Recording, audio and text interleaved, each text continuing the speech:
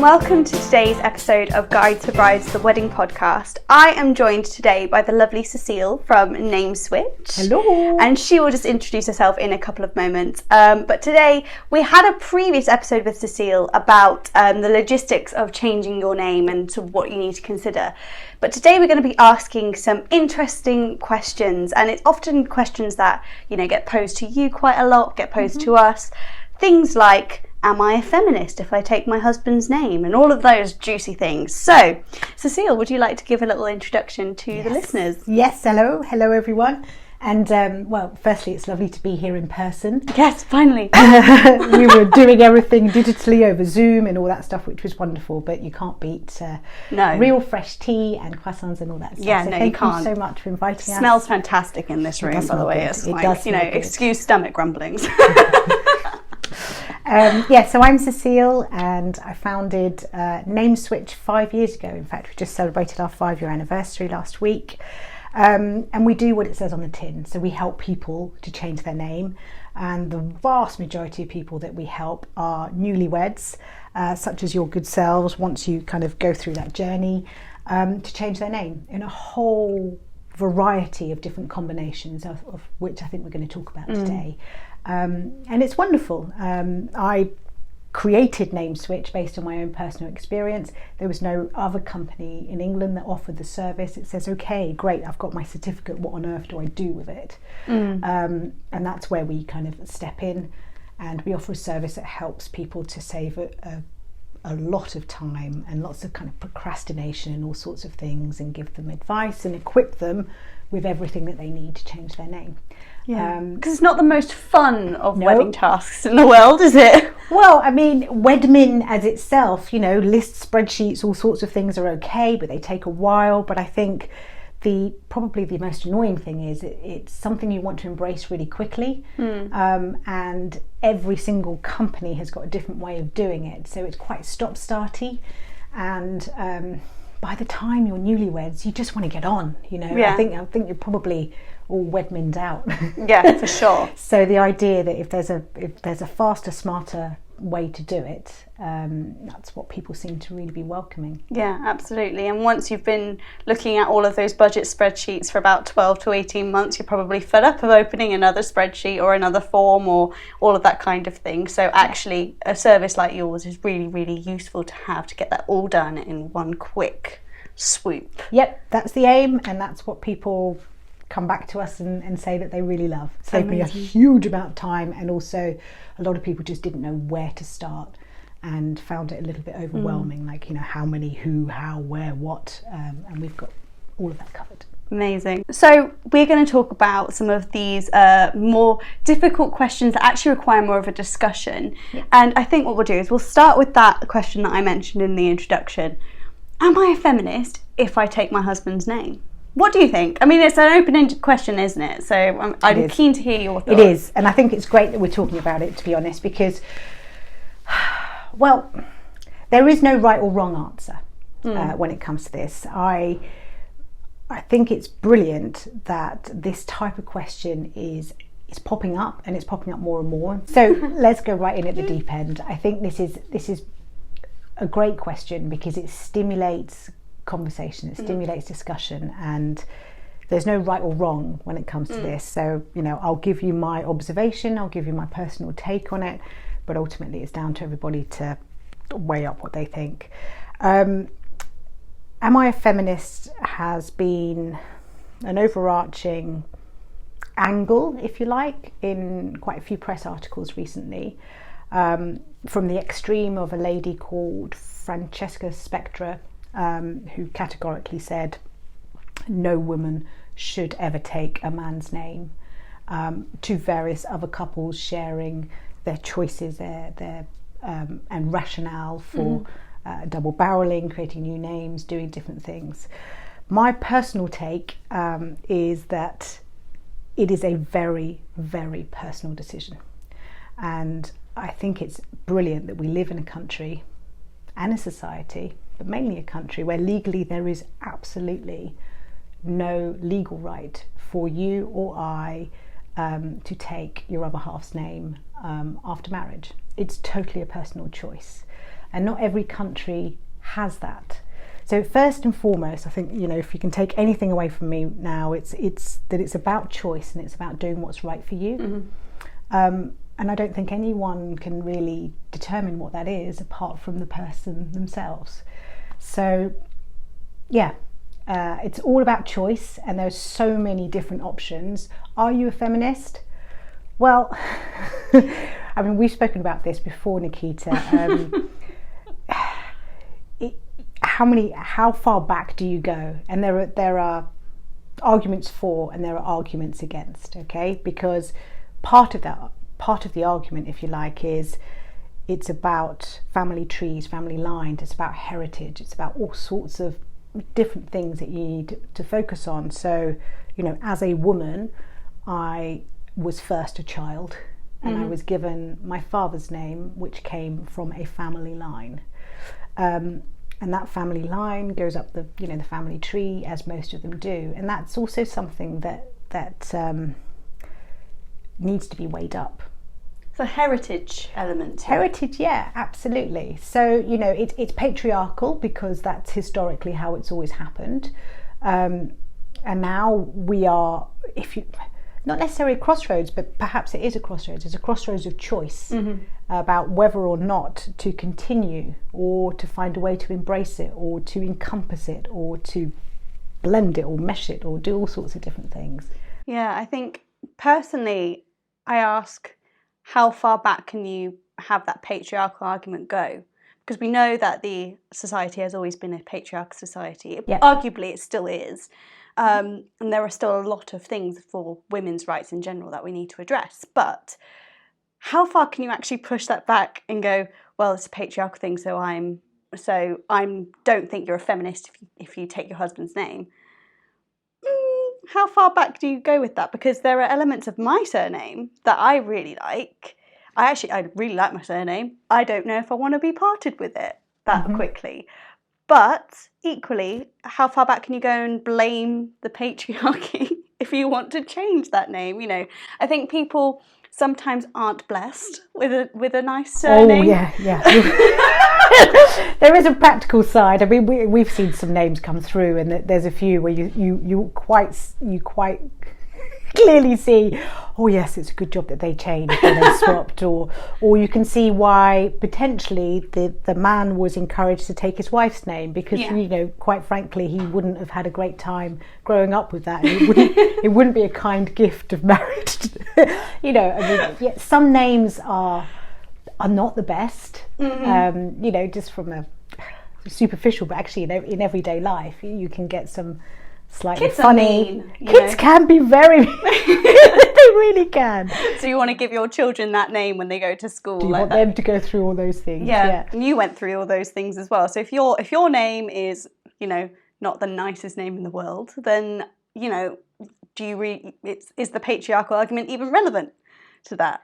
I think there are so many different factors and forces. I mean, I think that part of it could be a rite of passage, and we've all gone through that name, and now you'll go through that, and you'll be called X, Y, and and if that's on, it could be just a humorous thing and part of life's passage that you go through, or but there are just lots and lots of different drivers, and I just don't think that everyone can have an opinion, but I don't think that it's fair or right to force those opinions on other people without understanding, well, full stop. But part of the reason why is that we need to understand that people have different beliefs, different backgrounds, different reasons, different rationale. It could be that they're at the end of a family line. It could be that there is a deep connection with that family line. It could be that both parties actually don't want to take either name and they want to honour somebody else. We've had somebody who just yesterday actually was honouring his stepfather. So he was changing his name, his surname. He was also swapping out his first and middle names because they were kind of the wrong way round based on how he'd always been called, if you see what I mean. And that was the new name that they were going to be taking moving forward. there are so many different reasons. You may associate more or less with a name. You may want to double barrel them, put them both together. That's a really, really common thing we're seeing. Probably that's one of the biggest spikes that we've seen in the last 2 years in terms of a trend of what couples are doing. Some are also really quite bold, where they create a brand new name. So they'll literally say, how do we fuse this name with this name to kind of create something completely new? And that's, I mean, I think it's brilliant, but equally that's something they've got to weigh up and work out as an individual and as a couple. Yeah. And would you argue as well, like with the going back to the original feminist question, you could argue that if you were given your father's name as a woman, is it a non-feminist thing to, that's a really bad way to put it, but is it that I'm not being a feminist if I choose to keep that name because that was my father's name or his father's name or the father before that? You know, I think you could argue it either way. You'd probably need to be in some kind of debate society to really be... like nail it down. Yeah, to really, because there are so many different nuances, and actually if we were on opposing councils, we would be able to argue that really for each favour. But as I say, there's so many nuances, so many different layers, so many different there's so much history that I think you could argue it either way, really. It's one of those things to consider, and it's great that it stimulates conversation. It's stimulating thoughts around what are our options. And what we're seeing is more and more people, more and more couples are choosing to go for different things.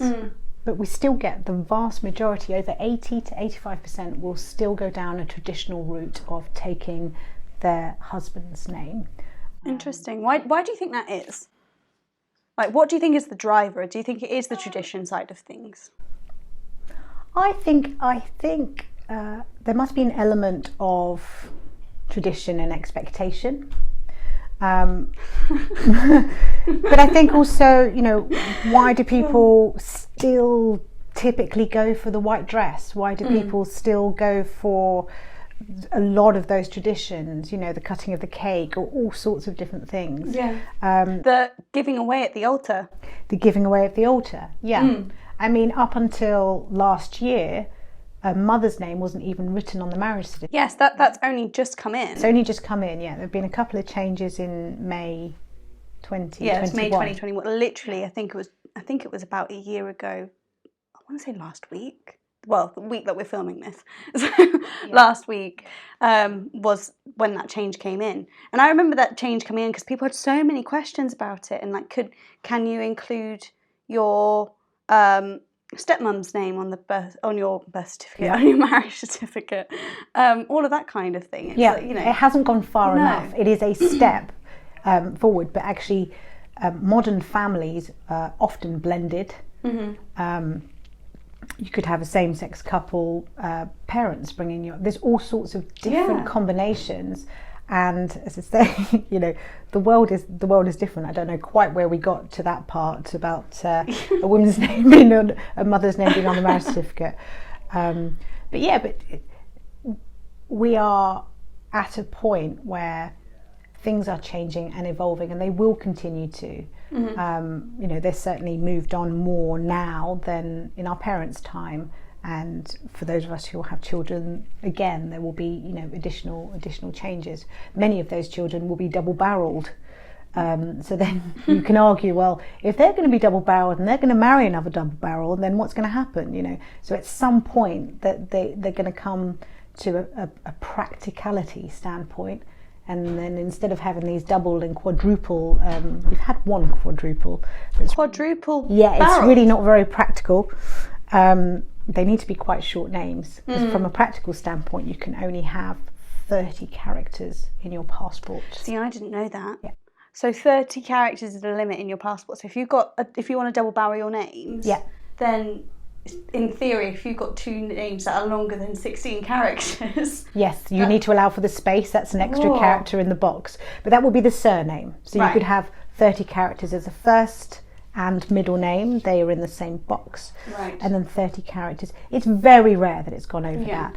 That would typically be if we're finding someone who has perhaps a Latin or Hispanic origin of a surname, which often already starts with 2, and then they might elongate that. So sometimes those practicalities.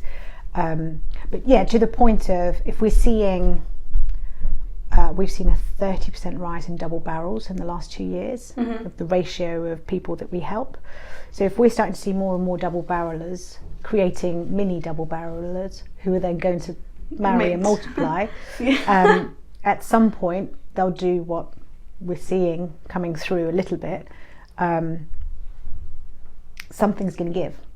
So they may drop 1 each, they may drop 2, or you know, and sometimes we do see that. So we will see a double-barreled couple, based on what they were given at birth, opting to drop 1 or 2 and then combine a chosen 2. Yeah. So consolidating is probably the word that I just put around the houses to try and find. Yeah. So there will be some consolidation after this, you know, kind of massive spike in double barreling. So something also to kind of bear in mind. Yeah. I think that's a really interesting point, is that, you know, we're seeing this rise in double barrels now. Probably also my parents' generation as well, more likely as well, that they started double barreling. I do find it quite interesting, though, as you say, that, you know, there could be now getting married 2 people that've got 2 double barrel names. Which one do they pick? How do they choose it? You know, there is some consolidation, as you say, being needed. So, you know, I guess that comes on to the question of how do you choose which name to pick? And I think this could be quite a heated discussion for couples. I think when we were planning this podcast episode, we were like, but what about this situation, and what about this situation, and who goes first, in which order? See, I think you know, in my household, me and my partner often have a joke about, you know, we're not engaged, by the way, but we have a joke about you know, whose name will we pick? And I'm like, well, I like my surname, so I don't want to take yours by itself. Thanks very much.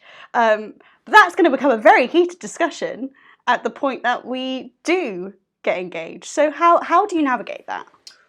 Okay, well, firstly, it depends on the couple's dynamics about how they might typically go through something. But I guess you're going to come across lots of types of conversations when it comes to wedding planning. Your guest list, your seating plan, you know, we've traditionally done this and I would rather do that, and those there will be some pulling and throwing and give and take, and you know, it's probably the what's the word? The masterclass in negotiation and compromise and dueling, and, you know, depending on how you all are. But in all seriousness, this is a conversation that needs to be had as many times as it needs to be had for a decision to be made, because this isn't about the day. No, this is about the rest. This is about after. The rest of your life. Yeah. And forcing a stance or a request or an ask on either party of the couple is not the best way to approach something that you're going to be holding for life. So as I say, that's why you should have multiple conversations if you need to have them. So my recommendation, and this starts with the couple first, and then, you know, and then once you made your decision, I guess a lot of those same things apply with letting your family know. Yeah. Because there will be opinions there as well. Oh, there will always be opinions. Yeah. There will always be opinions, and quite possibly strong opinions, because there's nothing like family to press the buttons. Yeah, we all have them. So my recommendation, firstly, is about picking your moments and picking your time. So having a conversation about something like this, particularly if you can sense that you have a difference in opinion or direction. Should we put it nicely? So let's assume you categorically, Nikita, want to stick with Thorn, And one day down the line, you're not engaged now, but one day down the line, you may find that actually he would absolutely like you to take his name. Talk about it at a point in time where you are both receptive, not only to talking clearly, but to listening. Yeah. Okay. These are not conversations to be had when you're stuck in traffic, or when you've had a good few too many sherbets on a night out, or at a point where someone's not really going to be receptive. Nice calm, wherever that might be. It might be a Saturday morning, I made you a nice cup of tea, or out for a walk or something. Explain your rationale. Think about really why you are at the point that you're at. And that's what I would suggest you really do, and not just explain and show. You can show examples. That's the great thing now, is that it's not necessarily out there to say, I want to keep my name professionally. I want to make a maiden name a middle name. I want to double barrel, and it's up to you if you do or if you don't. I had a very similar question with my fiance as well. I'm opting to double barrel. He's not so keen. I'm good with that. And for some people, there might not be. So continue to kind of keep going on that conversation. So I would just say, have as many conversations as you can. Get to a point where you are united, hopefully.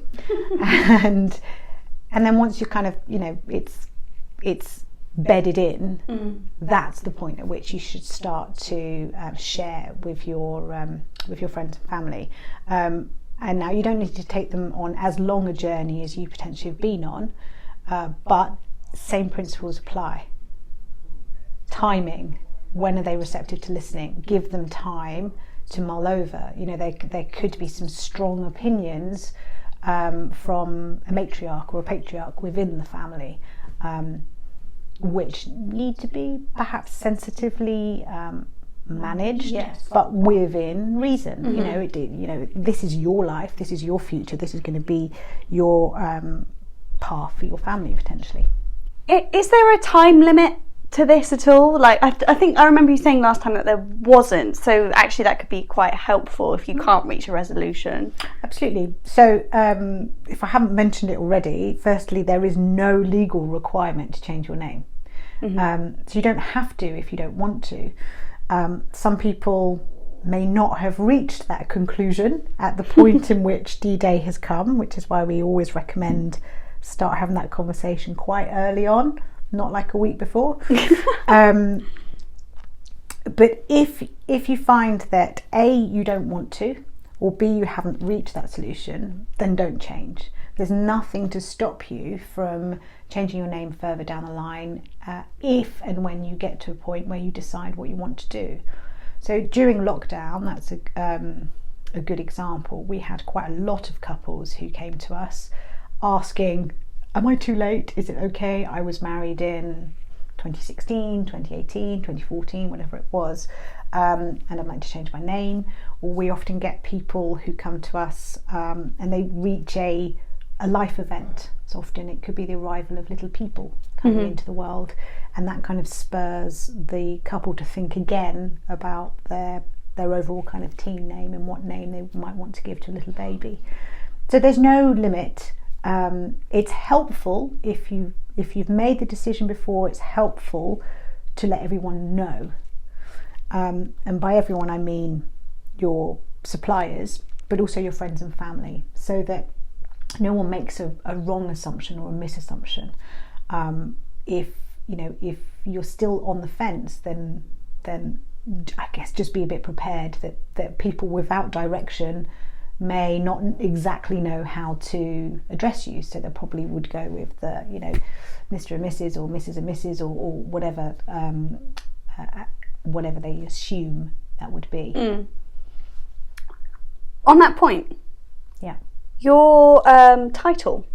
I think that's another common question we get. Like, do you have to change your title? Nope. Again, with the traditional, I mean, it's normally the woman that would change a title.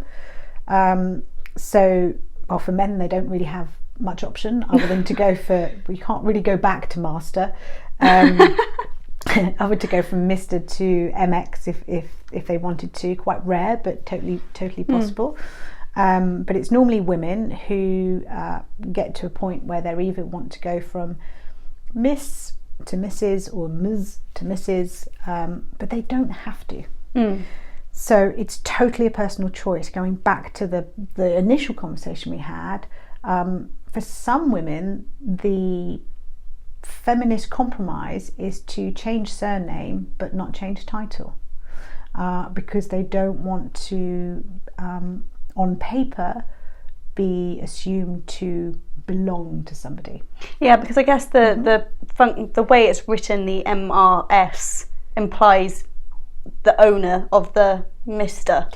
Historically, that's how titles were created. Back in the days, I used to write to my grandparents in France, and it was Monsieur et Madame Georges Mazuet. So they used his first name to address both of them.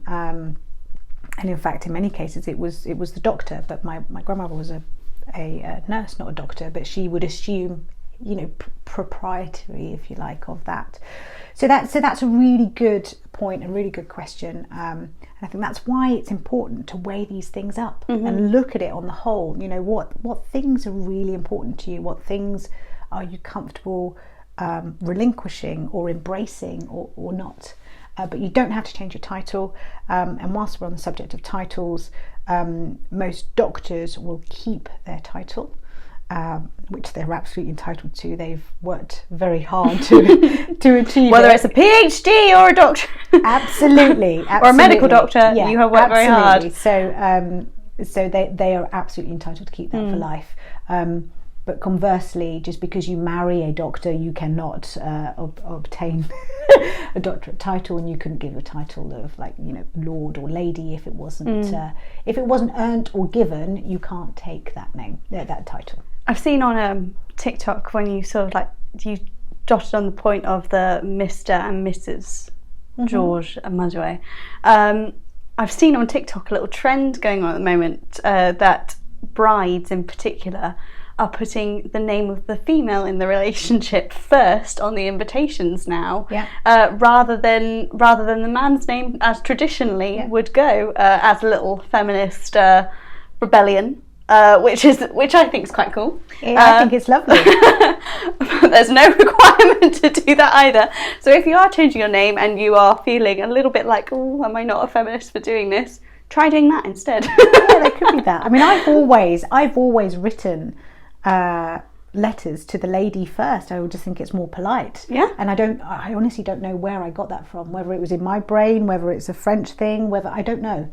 But I always write, I always think ladies and gentlemen as the lady first, and then and then the chap. Yeah. But yeah, I think that's what I'm saying is that the more people do things in their own way, the more it kind of diffuses and kind of blurs some of the formal traditional things, and I don't think that's a bad thing. I think it's quite liberating in a way. Definitely. That you would have a fusion of two cultures, two heritages. But that's great. You would bring lots of different things from different cultures, different heritages, and kind of fuse them, blend them together, and say, we're not going to have this cake. We're actually going to, lots and lots of different traditions.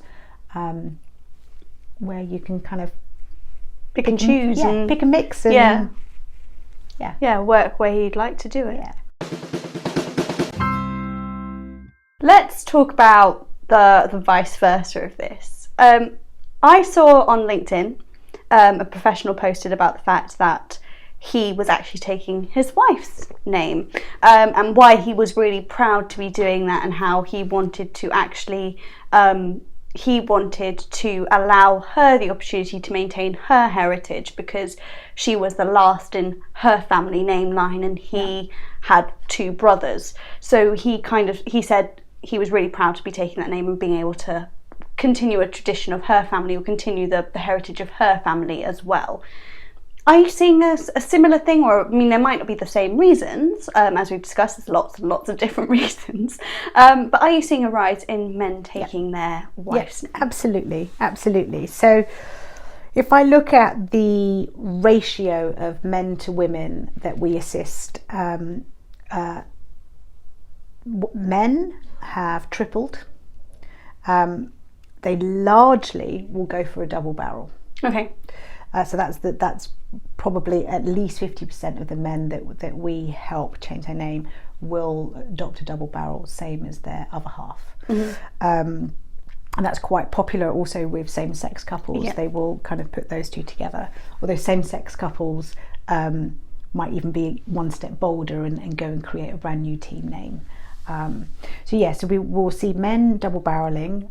We will see exactly as you've mentioned. In fact, we had a Mr. Smith and a Mr. Jones who went for the exact same reason. One double barreled and the other took his wife's surname completely.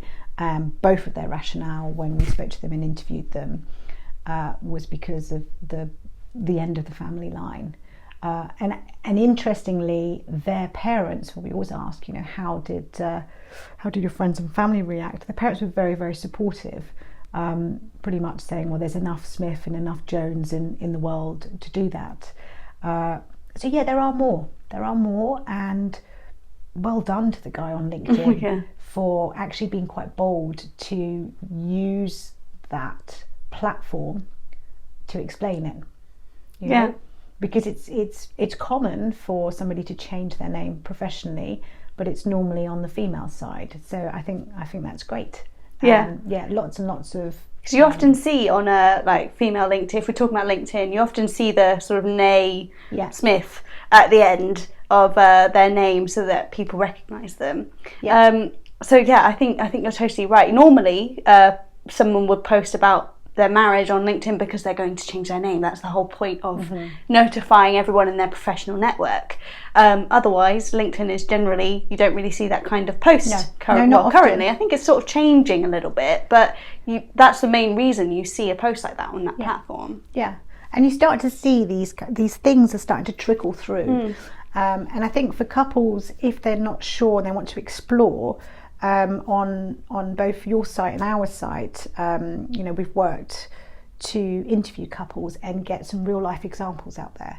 So that could be helpful to explore and understand different options, and maybe pop a little article under somebody's nose to have a little look at, because sometimes we might want to do something or kind of a little bit on the fence, but there is a part of us that wonders, how that work practically.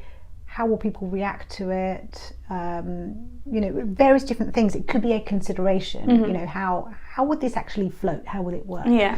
So always good to, find out what other people have done. And I dare say, beyond our websites and articles and things that are out there, more and more couples now will know someone who's done something a bit differently, because that's what happens. People influence each other, and friendship groups tend to get married within batches of each other, within kind of 1 to 2 years. There's often that big cluster of, whoa, we're entering into wedding season now. And they will sometimes kind of trigger some different examples, or inspire people to maybe think about things differently. Yeah, and quite often the vast majority of people, the reaction is either, oh, fair enough, or didn't realise you could do that. Yeah. Or, oh, good on you, that's really nice, what a lovely thing to do. Yeah. It's not generally, I will say, because there's probably people out there that would, knowing the internet. Yeah, I mean, there will be some, but from a practical standpoint, if you went, as some people I know did 10 years ago, as a man, into a bank and tried to change your name, they would have looked at you as if you were asking for a ticket to the moon.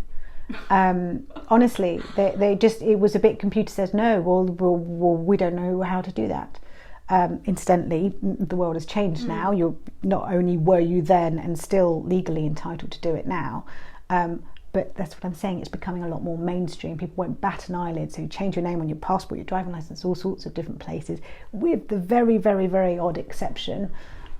We've not seen it come back in the last 4 or 5 years, but with a very odd exception, everyone's like, fair game. Yeah, okay. They'll just process it in the same way. And that's how it should be. Of course, from the feminism side of it, there isn't only the option of change or don't change, is there? There is actually the option of keeping your maiden name professionally and then having your new team name as your personal life, isn't there? Yeah, absolutely. So we kind of refer to this as the best of both. So it's not for everyone, but it is where you would compartmentalize and create a very clear distinction between your professional life and sphere and network and your personal life.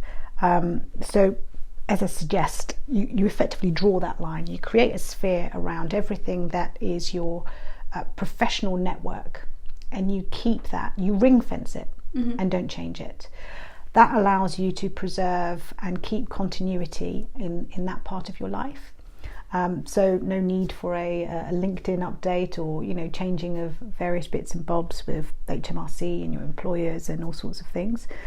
But for those that do, that is a perfectly viable and legal option. And in some cases, it feels more comfortable for people.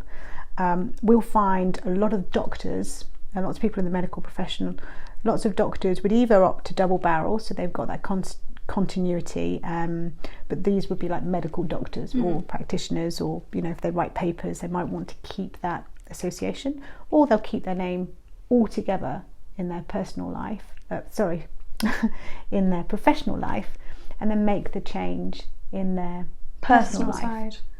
And from that, if you wanted to, you could be doctor at work and Mrs. at home, for example. The vast majority would just stick doctor everywhere, but you've still got the option to do that. But it requires some discipline. And you've got to think through in your own mind, am I okay with these two distinctive different, not personas, but these two distinctive different names, and can I navigate around that? A bit like Hannah Montana. Hannah Montana. But certain practicalities. Certain practicalities, with regards to your formal ID, you can make an observation in your passport that would say known professionally as. Okay. So there are different options, and we've got guides on both of our websites that works through those. So we will link those in the show notes for anyone that is interested. And I think as well we do go into this sort of the logistics of that in a little bit more detail in the last podcast. So if you want to hear about that more, jump in and listen to that one. Yeah, that's more the practical side. This is more just like an in-depth, meaningful discussion over tea and croissants. Hopefully not too long and boring for everyone.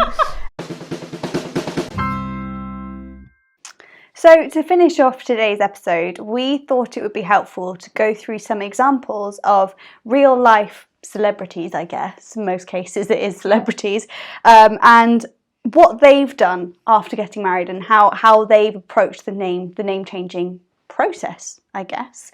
And then hopefully you can, if you're at a crossroads with your partner and want to give them an example of how your idea would work, hopefully you'll find an example here. I mean, there are loads. I mean, we just handpicked a few, didn't we? Yeah, we totally did. There are so many examples out there. So even if it's, there's lots of different places that you can draw on, so that you can, find something to resonate that might resonate.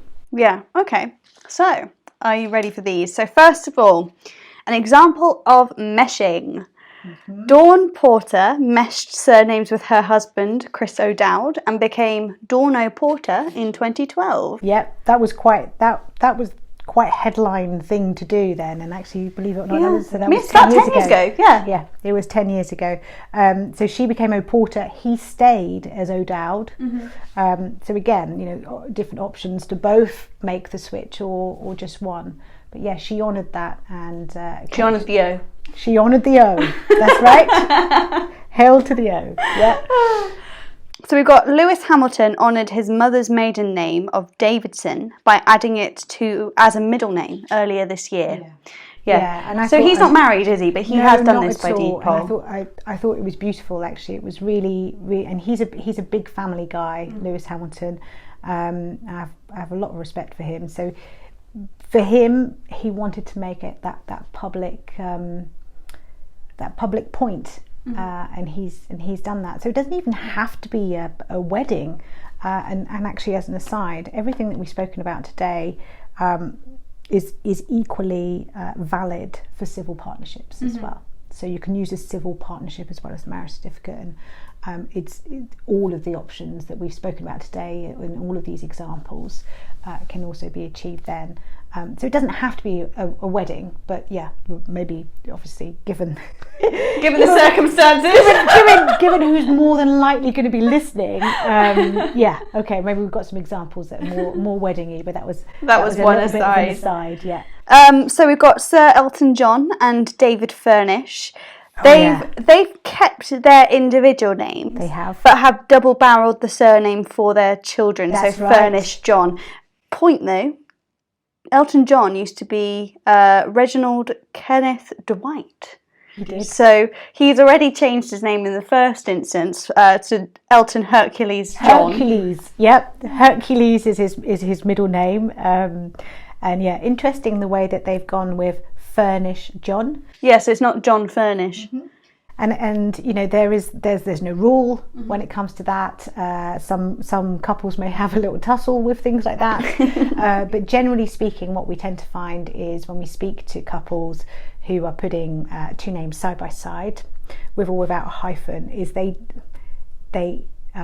tend to make the overall decision on which flows better, which sounds better. I would agree. It's not about it who's better or the alphabet, you know, it doesn't really matter either way. It's just, I actually think if it sounds a bit clunky, are you going to want to say that name?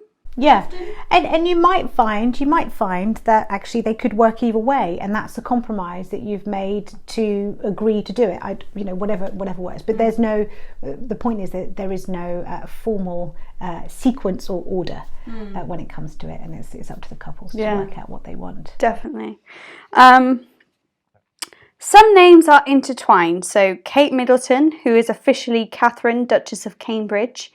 That her name is obviously changed for royal reasons, but her sister Pippa Middleton has kept her maiden name after marrying James Matthews, and their children have taken their father's surname. That's right. Yeah, that's right. So Kate Middleton, the name is so strong that you could still pick up a newspaper now or a magazine and she would be referred to as Kate Middleton. And it's perhaps for those reasons, I don't know Pippa personally, but it's perhaps for those reasons that Pippa has felt that, you know, that brand, that name, that heritage is so strong and it's something that she wanted to preserve. So, you know, back to our earlier points, then, you know, here's an example of a couple that have come to a decision, made a compromise. He stayed as James Matthews, she stayed as Pip Middleton, and they have opted to give their children they've often to do that for Matthew. So lots of different combinations out there. Definitely. Ariana Grande, she has kept her name after marrying last year, and so has Lady Kitty Spencer, Diana's niece. I think with Kitty Spencer, well, I mean, it's a Spencer. She's a Spencer. That's likely to trump any name.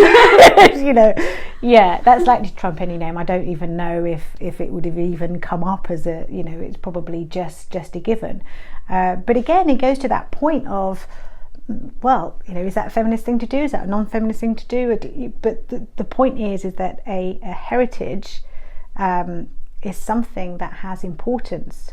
May trump any other decision, really. May trump, but it shows so in society, the name Spencer has importance and meaning, but your surname and my surname and where we come from is a personal thing, and that's what counts. That should be part of your rationale. Yeah, and I think Ariana Grande, she's obviously created a brand for herself from that, and you know, maiden name professionally as well in that aspect. You know, if you created a personal brand, you know, use Ariana as an example. So an example, I probably wouldn't be appropriate for me to give the individual's name, but we helped a lovely couple from Wales, the actress, quite well known in quite a few films, but her and her husband decided that they wanted to mesh surnames and create a brand new surname. for them and their 2 children. But she's kept her stage name. It's not actually a stage name, but she's kept the name, the brand, professionally, and she goes by both. So has kind of separated that. Yeah. And it's very common for actors, actresses to do that. Well, in many ways, they don't have much of a choice. It's there and it's out there. You know, a band's name is a band's name, and very occasionally would they change or change. We've just had we've just had Kourtney Kardashian and Travis Barker get married, and she's literally posted on her Instagram, Mr. and Mrs. Barker. Is she going to change her Instagram handle? Not so sure. Yeah, that's we might find out between the time of the recording and the time it's released. Followers. So up until their wedding day, they were called Kravis. Kravis. Yeah. Kravis. Yeah. So watch this space, but also what they choose to do versus what the media chooses to do might not always kind of line up, and that might kind of. I mean, they've just started their new series, the Kardashians, on like Hulu and Disney Plus. I don't know, but they've just started that series. So I'm not sure she'd want to get rid of that as a stage name at the very least. Well, it's a very, very important brand name. So I mean, Kim kept it, didn't she, or did she double barrel? She was Kim Kardashian West when they were married. Now she's back to Kim Kardashian. I think I watched it. There was a whole episode about who is Kim K, not Kim Ye. Yes, because he changed his name as well. Didn't he? He's now Ye or Yee or something like that. Okay. Yeah. So many different options. So many different combinations. If you want to change your name, this is a great chance to do it when you've got married. If you want to change from Kanye to Ye, do it now. Yeah. And as an aside, I don't think we mentioned it earlier, but sometimes this is an opportunity to level set. So if you, for example, have always been called your middle name or a pretty distinctive deviation from your first name that you were given, you can change both at the same time. So if you're going to go for a new surname combination, whatever it is, you can actually play around with your middle names and your first names as well, if you so wanted to kind of use this point in time to kind of reset the record. You can do that too. Yeah, I think from a personal point of view, my cousin I don't think he's changed it legally, so it might be completely pointless, but at their wedding, his name, we've always known him as Jimmy, and his actual name is Arthur James. Right. So at the altar, when they were doing the do you so and so take Arthur James, everyone looked at each other like, who's Arthur? And the registrar was like, that's Jimmy, by the way. So it's a moment of fun in your ceremony, if that's what you'd like to include. Next on going back to our list, next on our list of celeb name changes, we've got Priyanka Chopra Jonas. So that's Nick Jonas's wife. Yeah. Now, I don't think he's taken Chopra Jonas, has he? Pass. I don't know, but again, it's one of those things. The media might give it to him, whether he wants it or not. But certainly there was a need to embrace both from her standpoint. I think she was quite big in Bollywood. she's huge I think she's in Bollywood and in Hollywood. Yeah. So all the woods. So actually keeping her sort of original maiden name is very important to keeping the ties to those movies that she was in. Not that she'd ever be written out of them, but I think for especially with media, you need to be able to be associated quite easily with that kind of thing, don't you? And incidentally, important to also consider some legalities. We're speaking about the UK, right? There are some limitations to what you can call yourself in countries that are not that far away. So in Spain or Italy, for example, it's not a common or a done thing indeed for a woman to change their name. Okay. So worth bearing in mind for those that are dual nationals. Come to us if you want some advice. Look at the there's a few things to look into to really think through. You can absolutely do it here, but there are a few loops and hoops for you to go through if you want that to be recognised on a native passport or with a native. Okay, that's really interesting. Yeah, Good point. it's great to know that you've got options and just different ways of doing it. John Ono Lennon, husband of Yoko Ono. Ah, Yeah. So he took her surname yep. and made it into a middle name from the looks of this. And then Yoko Ono kept her surname. She wasn't Yoko Lennon, I don't think. I'm not sure, but whatever it was a very, very long time ago. But a really long time ago. But in the sense of, I mean, these guys were, Yoko Ono. They were doing stuff that was quite far out there and making points and shaking things up. So well done to them. I have a feeling she might have had Lennon at some point, but not entirely sure. Whatever works, whatever goes. And I think ultimately that's the whole thing. It's all about choice and doing what's right for you. Yeah. And for you as a couple, not for your extended. Yeah, because I think previously as well, I've been doing a lot of research into my own family tree, and I'm finding that it's quite difficult if they don't have the same surname. So when there is a marriage point, it's quite difficult to make sure that it was that person that was married to the thorn that I'm trying to connect them with. Right. Now records are kept so much better, I guess. They're just kept much more logically digitally. Well, everything's digital now. Everything's digital. Exactly. Yeah. So, tracing a family history from here on in, if there are some interesting combinations, you'd still be able to create that linkage. But if you go back historically, where people would literally written. And in fact, the way that it was written sometimes is the exact reason for a deviation in the spelling of a name. It is, because that is exactly what I'm finding at the moment, Cecile. So hopefully we've given you some examples and advice, and we've had a really good discussion today to sort of work through what you might be thinking about and what might be causing a bit of a roadblock for you or for your discussions with your partner. And I really hope that we've helped resolve some of those, or at least given you the ammunition you need to go into the next discussion.